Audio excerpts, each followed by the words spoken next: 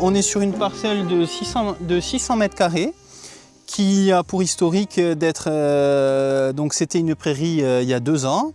On a fait un premier sous-solage, un premier passage au rotovator et un premier engrais vert d'automne l'année dernière.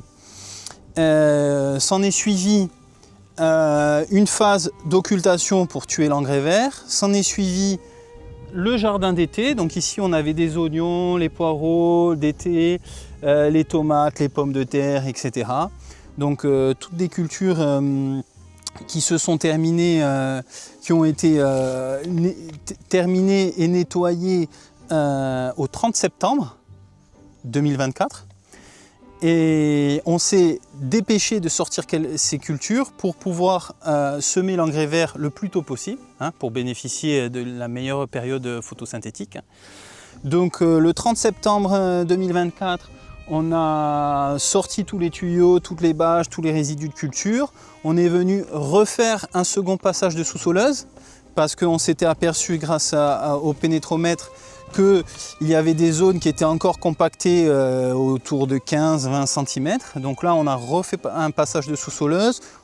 Cette fois-ci, on n'a pas eu besoin de refaire un passage de fraise, puisque les parcelles étaient relativement propres. Donc on a juste passé la sous-soleuse et le vibroculteur pour avoir un lit de semences idéal.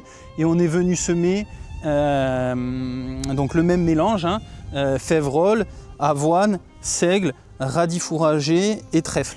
Voilà.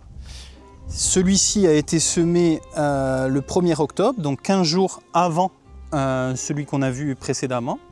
Cette parcelle est destinée aux cultures d'hiver 2025, c'est-à-dire que ce jardin-là ne sera pas cultivé cet été.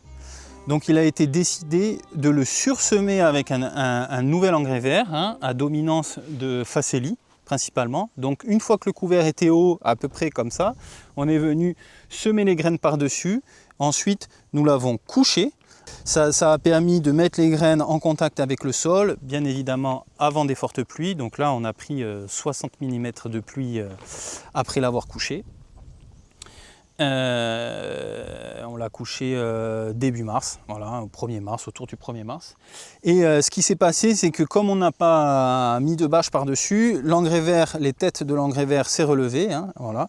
Et là, on est venu juste passer un petit coup de débroussailleuse pour couper toutes les têtes qui se sont relevées. Donc là, c'est un quart d'heure, 20 minutes de travail sur un engrais vert comme ça.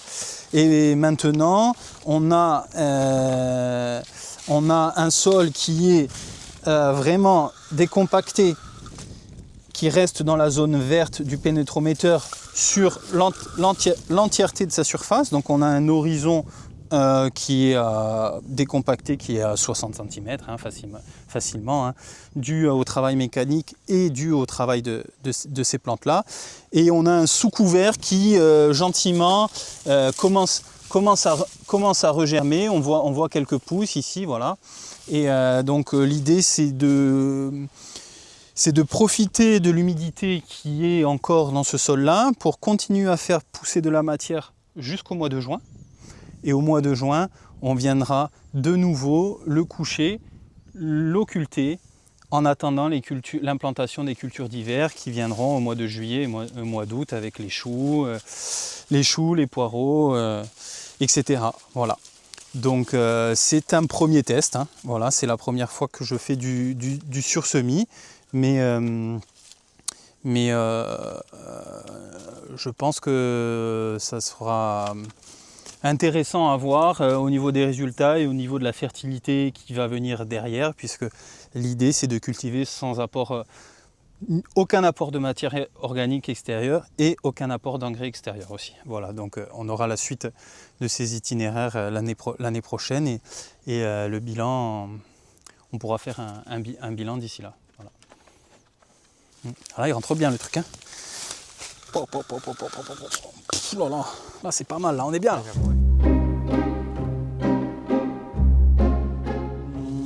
Donc oui, alors comme je l'ai expliqué, avant d'être couché, cet engrais vert a été sursemé avec un couvert en majorité de Facelli et des restes de semences bio que j'avais en stock.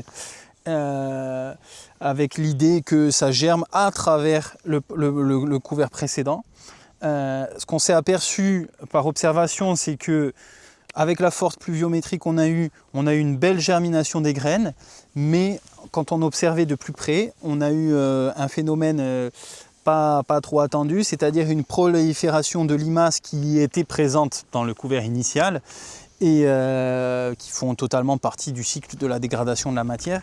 Et c'est vrai que les limaces ont adoré les toutes petites jeunes pousses de facélie et de seigle et d'autres choses que j'avais semées. Donc au résultat, on s'attend à ce que le deuxième couvert ne soit pas aussi fourni que le premier.